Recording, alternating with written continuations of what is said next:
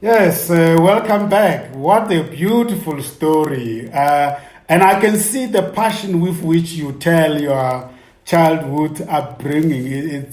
I hope I'm not taking you back emotionally to Phyllis, and tomorrow you want to get Oh, onto a you train and are. then go to Phyllis and visit your old buddies. But it's good memories mostly. So it's a good time to talk about it. Yes. Just to recap, so did you have to go to the kindergarten before you start your schooling? Yes. So I went to pre-K, pre-kindergarten, and kindergarten as well. Yeah. They were standalone, like daycare kindergarten centers that I went to, Mm. and that was a fun time. At that time, I remember us taking a lot of trips to some of the prominent places in Philadelphia, like the Franklin Institute we used to go to. I felt like we went there a lot. And it was a really good trip. It was very hands-on, and we could learn a lot about different things in science with the Franklin Institute. We went to the art museum, so we had a lot of fun in pre-kindergarten. Lots of trips and lots of play. Good times. Beautiful, beautiful. And everybody who have listened to me conducting these conversations probably then is aware that I'm a proponent of the early childhood development, which is becoming part of our education policy in South Africa. And I believe very strongly that that was a missing link in our education. It makes a big difference. Yeah, because the kindergarten was almost associated with those who can afford. If you can't afford, then you keep the children at home until they're ready to go to grade R. And by that time, the Yes. kids, it's too late. So I keep on asking this, and I keep on pushing that if I had a kindergarten education, I'm sure it will have given me a different foundation. Not that I'm unhappy with my foundation, because you also learn a lot out of what you don't have, isn't it? Because you learn to make up with what you do, what you have. Right, right, right. Yeah. You have a different kind of knowledge and experience that you bring to the table. Yes. I can tell you, for me, with pre-kindergarten and kindergarten, that's where I learned to read, learned my numbers and all of those things. So they were really important for, I guess what you call grade R would be our first grade. That's after kindergarten. And I know we'll get to this part of my life, but I have children. And I do definitely notice by the time you get in first grade, there's so much that's already expected in today's world. I mean, I think our world was even a little different. What they expect from children in first grade now, I don't even think I was expected at that time to know as much as they're expected to know in first grade. So pre-kindergarten or daycare, because so many women work, you have children in daycare as young as 6 months old. And they have a lot of curriculum around play with sensory. They give them bags and things to touch to develop their sensory. They give them a lot of playtime, and then they start to introduce numbers and letters. So by the time children are there's some children at like 3 or 4 that can write their names or write different things out. So that does play a very It's amazing. component. It's amazing how a human brain can be stretched irrespective of how old is the body in which it is. Yeah. It's a sponge. It's a sponge. The brains are like a sponge. Yeah. And then tell And me, everything's very we'll keep early. on bouncing back to the diversity issues. I'm very intrigued by your Jamaican origin. So you said the grandfather is the Jamaican. Yeah, my grandparents, my grandmother was the one who came here. So she's Jamaican, yes. Yes. And your father is just Jamaican, yes. You said. Yes. Okay. Yes. Perfect. Do the people pick that up in you, that you have got sort of a Jamaican cultural influence the way you do? Or it's not really that easy, right? Every once in a while, people will ask. Every once in a while, I'll get something, but I've been raised I'm from Philadelphia. My primary, the family that I grew up around a lot, are mostly from Philadelphia. So I'm very much, You're from But Phillies. yes, I'm a Philly girl. I'm a PA girl. I'm from Philly. I'm East Coast girl. Yeah. But I would say that some of the influence, I don't know if this is a generalization, But I feel like Jamaican people work very hard and have very high work ethic, which I saw from my father all of the time, tirelessly. He gets up early in the morning. He's very dedicated to his work. There's a lot about your decorum and properly carrying yourself that I feel like I learned from my father and the influences from my grandmother as well. So I would say that played a part in shaping me, but we didn't have a lot of inside of our house cultural differences besides sometimes like the food and music, things like that. You know, we ate porridge sometimes in the morning, which is a Jamaican dish, or ackee and saltfish, or some of the Jamaican staples. Sometimes we would eat those things in the house, but mostly American type of food most of the time. Beautiful. Now we are done with high school and we are transitioning to university, the microcosm of the society. Where did you go and how did you decide on which university to go to? Okay, so I went to a business school in Philadelphia that my mother attended too. It's called Pierce College, and that's in downtown Philadelphia. And the reason that I decided, so we typically call university like college. That's kind of like synonymous, but those college years or university years were shaped for me to go to a school where I would commute. I commuted from home to school because I worked so much. So I didn't go away to school. A lot of my friends went away to bigger schools and universities, but I stayed local and commuted to school. So it was a business school where I took business administration. I have a bachelor's in business administration from Pierce College in Philadelphia. Small knit college. It's been around since the 1800s here in Philadelphia. Very respected college in here in Philadelphia area, or in Philadelphia. I'm not in Philadelphia now, but very respected in the area. And so I learned a lot from there, but those years were very formulated by me working. So I juggled going to school and work for university going to. Is it, and that working was that just out of this choice to gain experience, or was it necessary? It was out of choice, really. I've always been a bit of an independent type of person, and I also, although gratefully I grew up in a nice neighborhood and all of that, my father was there and took care of us and all of those things.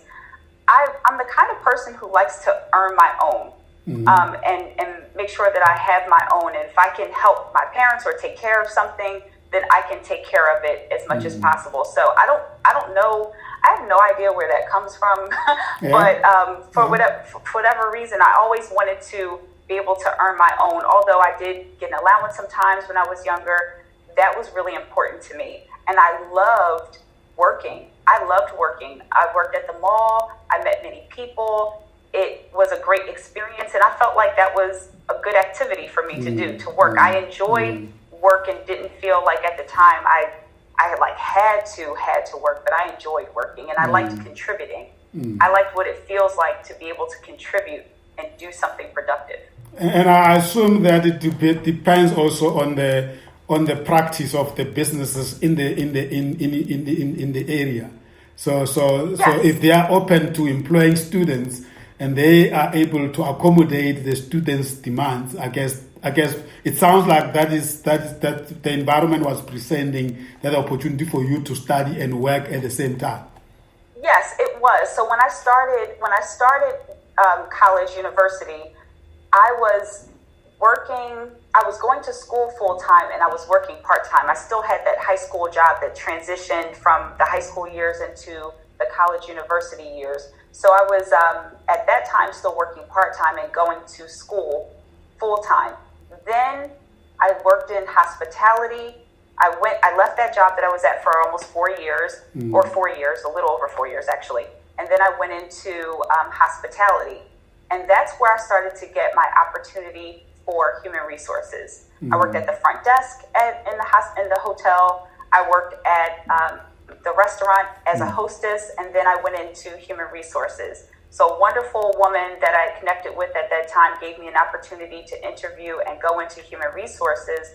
And I was 20 years old when that happened. So the first time I ever sat at a desk in human resources, I was 20 years old. Wow. So it was a big, that was an early start. That was a big, huge change. That was a big, huge change. And I felt grateful for the opportunity. But that's when my life switched in university, and I definitely decided that I wouldn't go to a big university because I feel like all the work that I had done from the time that I worked at the medical office with my mom, and I had worked as a summer camp counselor, and I worked at a retail store, I had gained a lot of work experience, and I was able to put it at use earlier in my life. So I didn't feel like I really needed to go away to big university school. I could go to the school that I went to, still get a great curriculum in business administration, and be able to work professionally. So that's when I switched and worked full-time during the day and went to college at night. Still full-time college, but I went to college at night. Wow. And I went to a school that was flexible for that. Wow. That's quite interesting. And so tell me the content of your BBA is a Bachelor of Business Administration. That's correct. Could you put together the subjects, or they were predetermined for you? You had to take them. Oh yeah. So I was business administration. It's a Bachelor's of Science Business Administration, and my focus and concentration was on management. So I learned a lot about operations, like organizational operations. I learned a lot about leadership, about different theories for motivation with employees. And because I worked in human resources, of course, finance, accounting, statistics, probability, all of the mathematics that go along with business administration. I learned all of those things. And then also business writing, how to operate the computer. Back in the early 2000s, this was late 90s, early 2000s, how to operate the computer, how to do a Word document, how to do a business memo, a business letter, things like that is what I learned. And it was almost, I was so grateful for is that I could translate what I was learning in school real time into my work because I was working professionally. So when I went to school and learned something, I could immediately put it into play at work. So that was a good connection for me to have worked full-time professionally and been in school at that time. Wow. And then I guess the Philly being such a big city, people leave the city to go and study somewhere else by choice, right? Right, but not here. But not here. It's not necessary. Along with Penn State, there's Temple University, there's Drexel University, there's Pierce College, there's LaSalle University. We have so many schools. And then on the outskirts of the city, in some of the suburbs, there are other schools like Winnet Mercy. We have a lot of colleges and schools. And where I would eventually, I know we'll get there, but where I eventually got my master's degree, Philadelphia College of Osteopathic Medicine.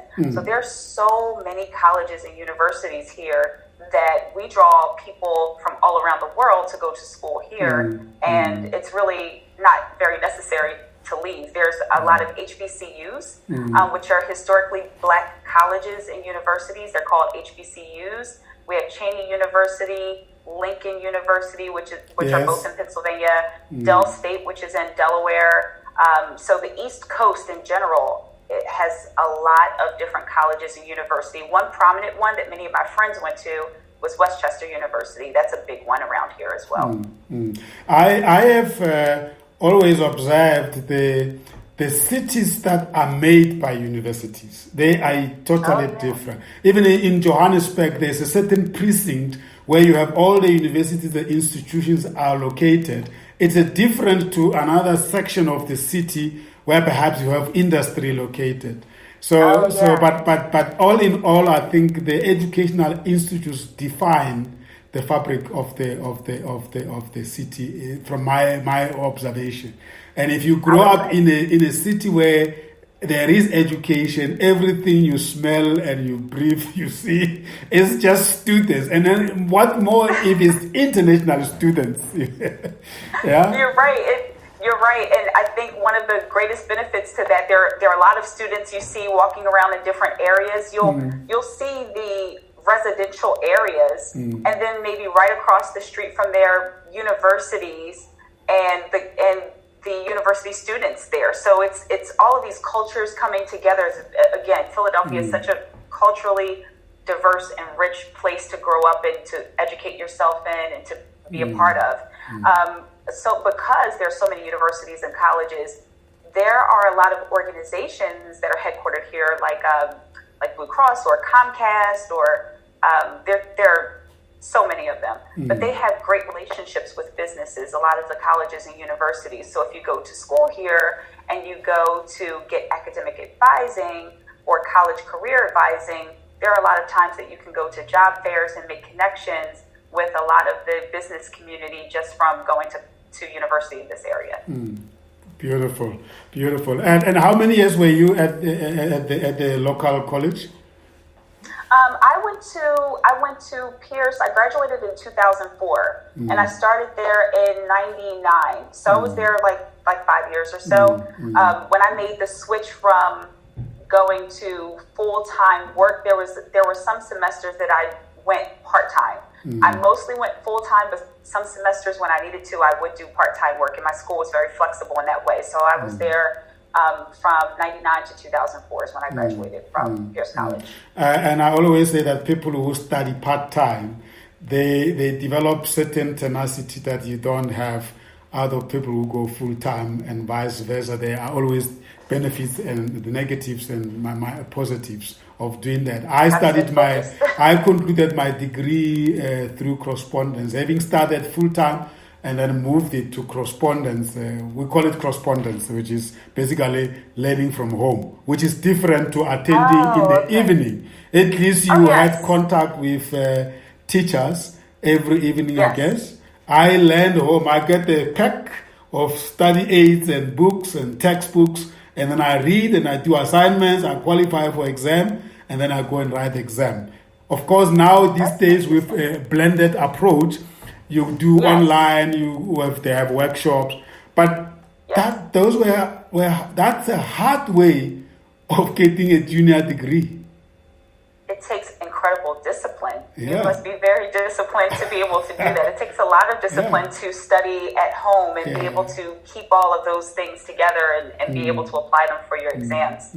Wow. So I mean, I can't imagine doing what you did, going to attending classes in the evening and working during the day. When did you have to study? A lot of times, at the time I wasn't driving, and that's another thing about living in a big city like that. There's public transportation. So at one point when I was working in hospitality, I was working downtown, and I would take the bus out to the suburbs to my job. That was a 2-hour commute. So I did a lot of studying on the bus. Wow. And if I took the train into town, when I would take the train or a dinner break when I was working or anything like that, that's when I would study. When I went full-time, I would study on my lunch breaks. And when I came home from school, I was still living at home. I would go into my room and say, okay, now it's time for me to study and do my work. And the weekends, I did a lot of my work on the weekends. So sometimes I would miss out on socializing because my weekends were full of schoolwork. And you must be very driven and being focused to be able to do that, which is necessary, but sometimes a youth life can be a challenge. It is. I felt, and I didn't mention I was in youth. I went to youth ministry during these years too, and so when I was working on Friday nights, usually I did youth ministry, and I feel like that influence also really helps me to keep focused too, because it's you're thinking about in youth ministry what you want to do as you become an adult. How do you stay focused and all of that? So during that time, that was very, very prominent for me to be focused on just being faithful and being diligent. And I got a lot of energy from working. Again, I love people. I love what I learned. I love being able to put it into play real time. So while it might have taken diligence, and I wasn't completely perfect at it, but I did okay. I did well with my studies. I like studying and I like to learn. I'm a life learner. I love to learn. So I did well with it. Where is that influence coming from? Where is that influence coming from? That's a good question. Maybe a curiosity. I typically like to think about possibility I love thinking about what can be accomplished. That's the reason why, and I know we'll talk about my university, and we can kind of move into the master's program and some of my career at that time. Let's take it from here. I was going to move into that, but I'm fascinated by this drive to learn new things, and I've seen on your profile and the type of things you have learned. It can only be a lifelong learner who achieves those type of things, not necessarily degrees. But you go on programs to acquire certain licenses, to apply certain tools in HR, which are so necessary, and it's a lot of work. But it can only be done by people that really love learning new things, isn't it? I do. I don't know. I feel like when I learn and feel well versed, it allows me to serve better. I can serve others better. I know a lot and can make connections to other people. Or I get to learn from other people, and something may sound interesting to me, and I go, oh, that's something that I can connect to this experience, and I learn more about it. Human resources, again, because that was a great career choice for me, because you get to learn and you get to be around people and be connected with people. Yeah. So carry on. Oh, no, go ahead. You certainly strike me as somebody who's been so lucky to come into contact with your life purpose so early in your life. You might not even have realized it. Probably you don't even know at what point you connect with your life purpose, but it just happened. No, it just happens. Yes, I didn't know, but I'm glad when I can look back on it now. I'm glad for those experiences, but I didn't know how it was all sort of coming together from the middle school experience and the high school experience. HR felt pretty comfortable for me, because when we talked about diversity and inclusion or solving problems with people, because I had already in my life been around a lot of different types of people and got to know a lot of different types of people, some of the issues that I was faced with to solve for employee relations felt like I could disconnect some of the tension, because I could connect where other people hadn't been able to connect with each other. A lot of times, for many people, their first experience in being around other types of people will happen either in university or at work.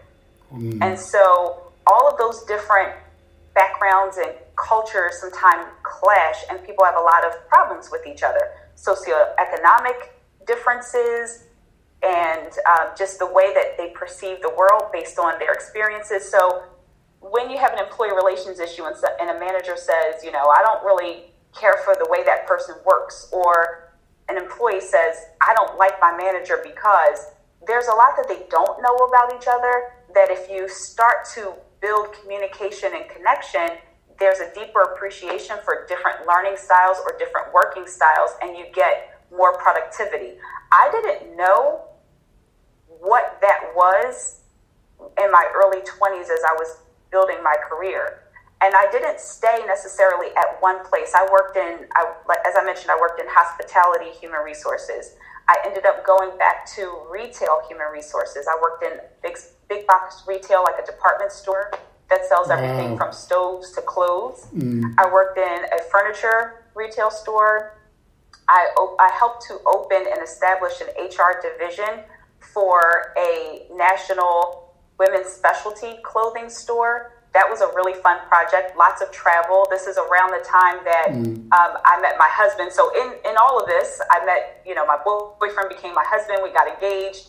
He's from New Jersey. That's how I ended up moving to New Jersey. So you've come. I'm going to tell you a typical African term for that. When you marry somebody as a man, they come to you. So you've gone into the in-laws. I went to the in-laws. And then in my African way, there's some African way to say it. I don't know how to explain it. It's almost like we have to give something to get you over to our side, and your parents have to let you go and you are now part of us. I can't be coming to your husband couldn't be coming to Phyllis. It will be looked at very. No. It will be no. It doesn't happen. But let's hold it there. Let's go back to this is beautiful. You almost like gave me a sort of like a taste of what we are still going to hear. Let's go back when you finished that college, and then you went to the next level. What was it? Which next institute? Yeah. The next level, when I finished college, this is around 2004, that's when I was working at the furniture retailer in human resources. Mm-hmm. So I was an HR specialist for Pennsylvania, New Jersey, and Delaware. Mm-hmm. And so I traveled doing employee relations work mostly. It was a generalist kind of role. So I did open enrollment for benefits, a roadshow to talk about the different types of benefits that would be offered for each year. I solved employee relations issues from one area to the next and did administrative work, like filing your I-9 form to make sure you're legally able to work in the United States, etc. I did presentations like sensitivity training, sexual harassment training, diversity and inclusion training, onboarding. That was a lot of the kind of work that I did when I was working there. I did some presentation to a lot of salespeople at this furniture store because they're like sales professionals that sell home furnishings. So I did a lot of. Is it a nationally famous furniture retailer, or what is the name of the furniture store? So it's called Raymore and Flanagan Furniture, and it's one of the largest furniture retailers in the Northeast. So they have stores from like Maine down to I want to say Delaware, Maryland area. Yes. But they were in the early 2000s, there was a big housing boom and business was huge. They expanded a lot. So, and they were very famous for a 3-day delivery. So it was a very operationally focused kind of company, the way that they ran their operations, getting the merchandise when a customer sees it from the sales floor and they make an order, the way that they strategically place the warehouses to get the merchandise onto the trucks in enough time to get out to the customers in a satisfactory manner was almost at the time a bit unprecedented because there were other competitors that have since gone out of business, and primarily because of that organization, that could not deliver in 3 days or less. Wow. Most of the deliveries were maybe a few weeks. And so they really came into the market and met demand really quickly and did really well. So it was an exciting time to work for that company. So for how long were you with them? I was with Raymore from 2003 to 2006. So 3 years. I was with them for and you said during that time that you had to also continue studying part-time, or what happened? So I was working and studying. I graduated from college in 2004. So early in that time I was working and studying, and I would go back to university for my master's degree in 2006. So I had about 2 years in between that time. I'd gotten another job, and here's the thing, and I want to explain this, which at the time seemed like I was doing lots of different jobs, progressively increasing responsibilities in human resources, because I loved the experience of learning different organizations, and I became really accustomed to and fascinated by organizational culture. So from one place to the next, depending on the kind of industry and the kind of work you were responsible for, it drew different types of people. There was a palpable difference in the organizational culture that I could tell. Working in hospitality was different in the way that the expectations were for the employees and the expectations from the customers, to working in retail, from working in a furniture store or furniture organization to working in a specialty women's clothing store company.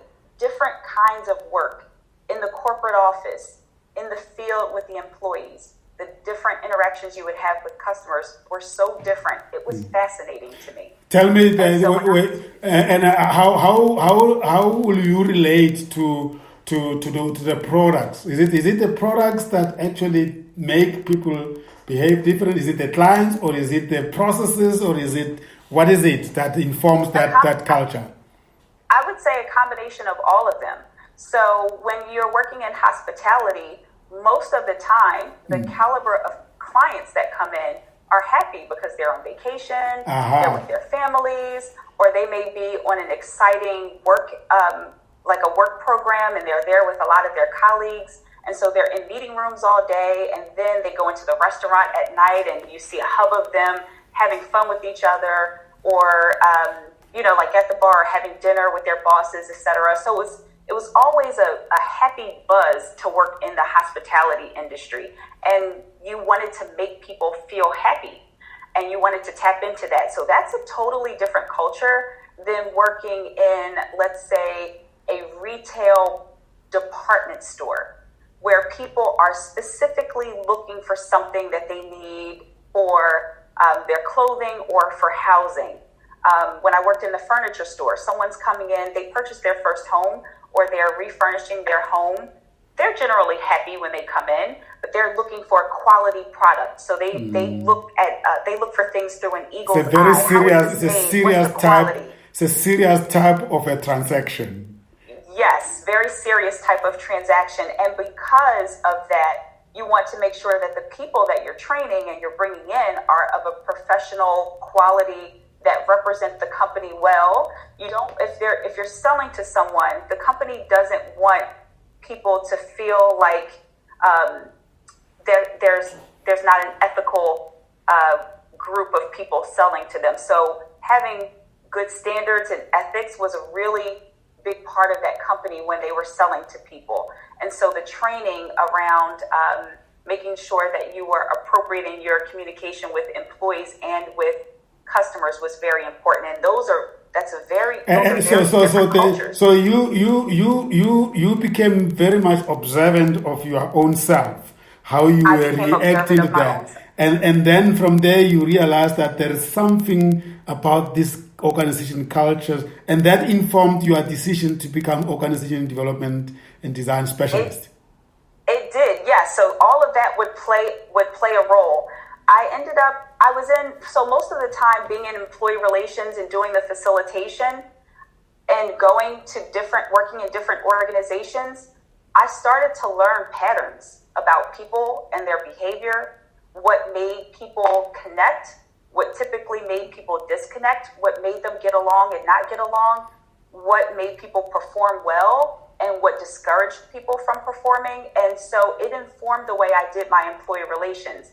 I could look at reports in different departments, depending on where I worked, and I could see that I could look at a manager's performance review and see whether or not he or she had satisfactory performance. And then I could look at some of the employee relations issues that came in from that department and look at the sales reports or the metrics, and I could tell all of those things were connected. Wow. And so if we could help the manager with development, stronger communication skills, relate to their employees, understand the business, and have stronger business acumen, that would change the performance in the department. That would change their relationship with their employees. That would improve morale. At the time, I didn't know that there were words for it or theories for it. It was just my observation. Wow, you are a blessed child of God, because these things people pick them up after studying so many courses and having gone through. So your business administration must have really added a lot to that ability to be a little bit, sometimes we see things and we just end there. And some people like yourself, you dive deeper a little bit and say, what causes this? What makes it? So you are right when I was saying that what informed that. So you're naturally just inquisitive. I'm naturally inquisitive, yes, and I'm grateful for that experience. It must be lying somewhere in the house. We need to ask Mommy and Daddy, what did they do to you that makes you to be so interested in things rather than just taking things on face value?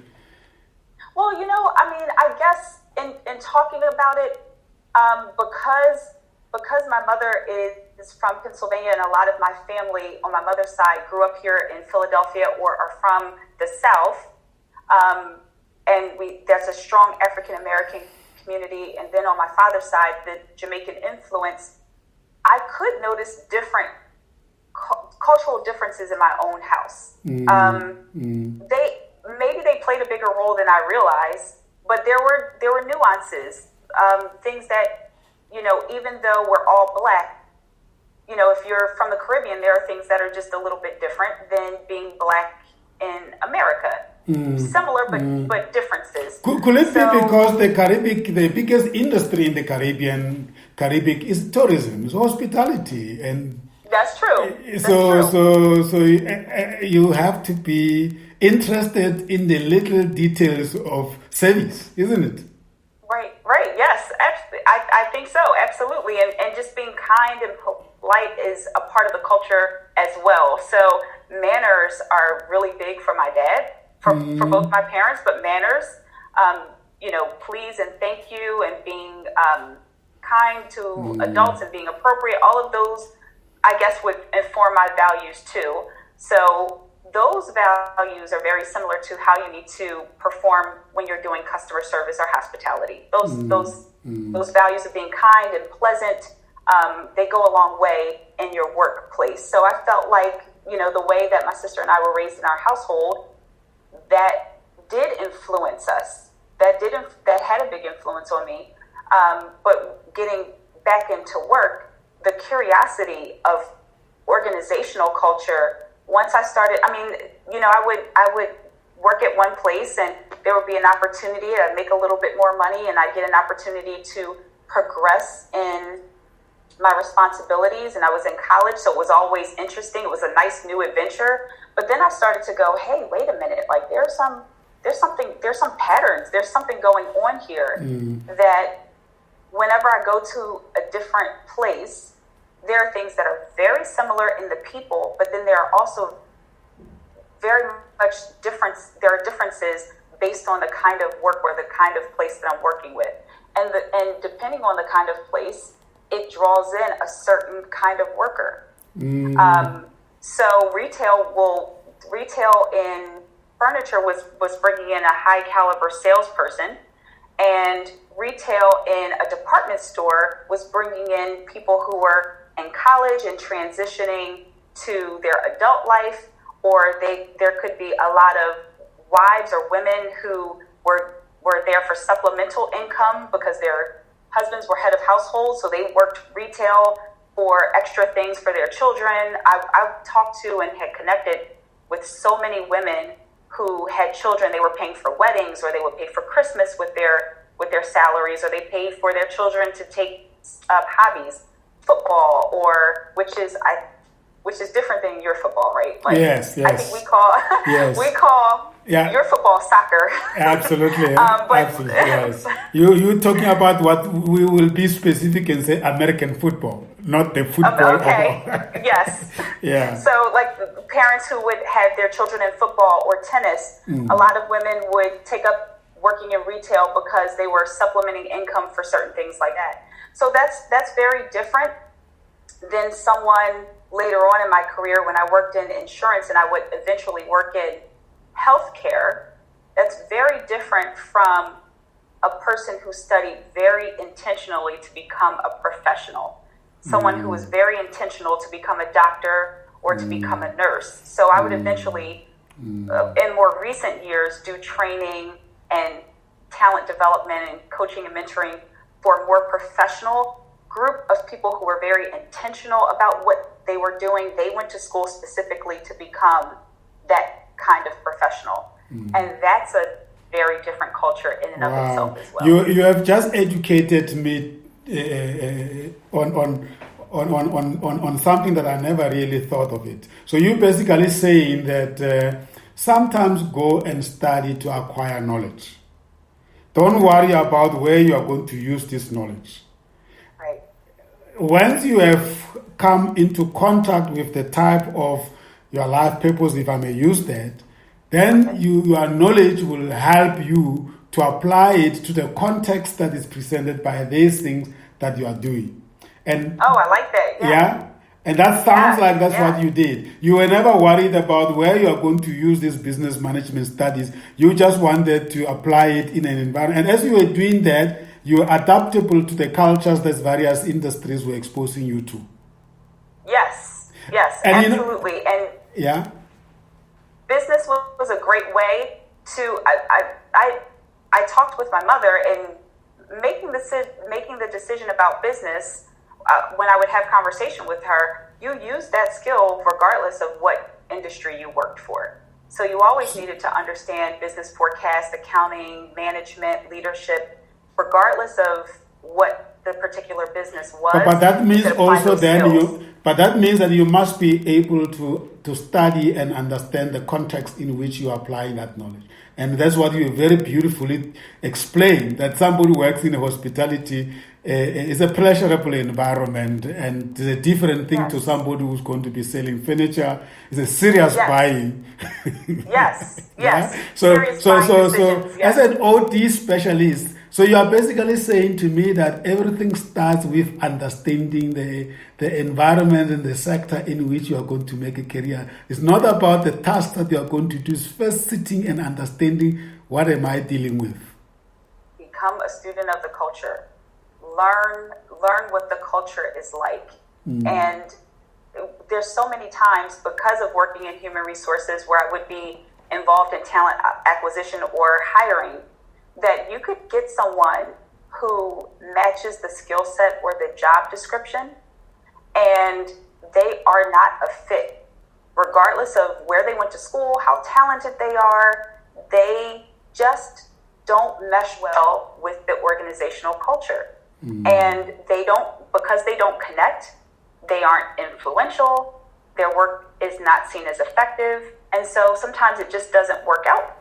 So being a student of the culture and being intentional about applying your skill set to the right place for you and your personality and where you believe you could serve is really, really important. So, you could have someone with all the accolades and you think they're just going to do a great thing in this particular environment, but they don't understand how to adapt to the culture. And sometimes they will come into the culture trying to get the culture to adapt completely to them. Well, that's a very easy way to be rejected. And I've seen that happen where someone may be charged, you also do change management, you're into, or you do organizational development, all of the things that, we've connected on. But you can see where people will come into an organization and they're tasked to use their influence. They may have had this great title somewhere else, and it just doesn't work for that environment because they aren't willing to become a student of the environment and learn about the culture and find a way to influence and connect, and then layer in their experience and help serve. Wow. So I think that's really important. Beautiful. You have just confirmed something that I suspected when you and I came into contact, that this is what is going to happen. During my days with a bank here in South Africa called Absa Bank, and that's where I came into contact with the International Foundation for Education and Self-Help, called IFESH, which was the late Reverend Leon Sullivan's organization. He had something he called it the best and the brightest. And this was identifying the best and the brightest bankers in Africa and bringing them into US to meet the best and the brightest of the Black African American bankers in the US. And the idea was to cross-pollinate and build a bridge between the continents. And that was really one of the things he was there. And when you and I were talking the other day, and I said, I've been so much wanting to really serve the two markets. And saving for me doesn't mean saving to make money, but influence the relationship between the two markets, because we have a lot of American companies in South Africa. Okay. Yeah? Yes. And maybe not so many South African companies in the US. Basically, US companies are investing a lot here, and therefore they end up employing South Africans, and they end up bringing expatriates into South Africa, And we have a lot of specialists like yourself from the US, people like Dave Ulrich, who come once a year to South Africa and then present the new trends. He works with I think he works with the University of Michigan. So when we were talking, I said, what is it that Genae and I can really address as a low-hanging fruit? And that is in terms of exchange of knowledge, because the way you have simplified organization development from a culture point of view and employee relations point of view is incredible. And that's when I came up with the idea of the transatlantic partnerships.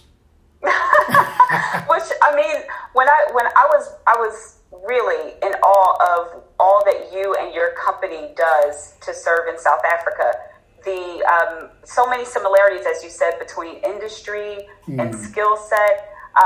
We here in the United States, there's so much transition with, COVID and some of the, the things that have been in the news lately with respect to culture and just, progressing forward. I think that it's really an opportunity for people to learn. And I think there's a lot of cross-pollination we're going to do. I see the gender issues are big again in the US. That is a key aspect of diversity and inclusion in South Africa, because women are still having struggles. But South Africa as a country and the government of South Africa is very progressive around gender issues. So the laws are there.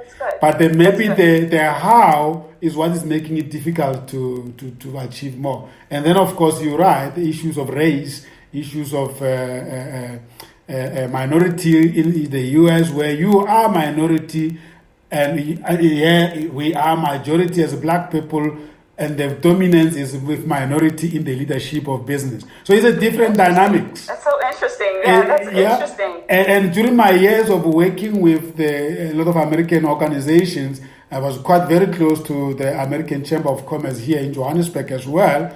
And I paid this close attention to your equal opportunities laws vis-a-vis what we call employment equity, not affirmative action. You have affirmative action as a key driver. We didn't manage to make it a law. It is just a chapter within that. So, and then of course, the issue of diversity and inclusion is huge. So there's a lot we are going to share. Anyway, let's focus on you. And I'm just checking time for this episode. 3 minutes, we close this episode, and then we will, because I really want that you gave us snippets of your corporate journey. I want us to come back, and I want you to unpack it in a chronological order and tell me how you were making these decisions to move from one company to another. What informs that, and what are the lessons for those people who might want to follow this time? Because it looks like you were very methodical about how you were changing jobs. And I wonder what self-talk you were engaging in as it was happening. And I'm very keen on that because it's a very beautiful journey. I looked at your profile, and then I want us then talk about at what point did you decide that now, Genae, you can no longer be employed. You really have so much to offer, and then you came up with one extraordinary life. There is a story to unpack there. Can we come back to that in a few minutes? Sure. Lovely. So the intentionality was opportunity to progress in my career. Yes. So I would get these opportunities. I would see that there might be something available, and it seemed like it was almost interlinking, like a chain link or a puzzle piece coming together.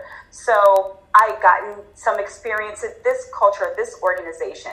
I would see an opportunity come up, and it would be something that was more progressive. And one thing that happens working in corporations, probably wherever you are, is that there's sort of this hierarchy where you could be in a position and maybe you get promoted in a few years to another position and then get a chance to do something with progressive experience or progressing in your experience.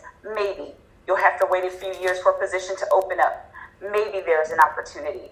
I don't necessarily like to wait for the maybes. I like to go ahead and take that knowledge and apply it to something different. So I don't necessarily have to be called the director or the VP or whatever it is. I get to You are about the application. I'm about the application. Yes. Let's And hold so it there. Let's hold it there when you come back. Now we're getting really to the juicy part of our conversations, because now I want us to extract those insights out of you. Yeah, okay. We'll be back. Yes. Okay.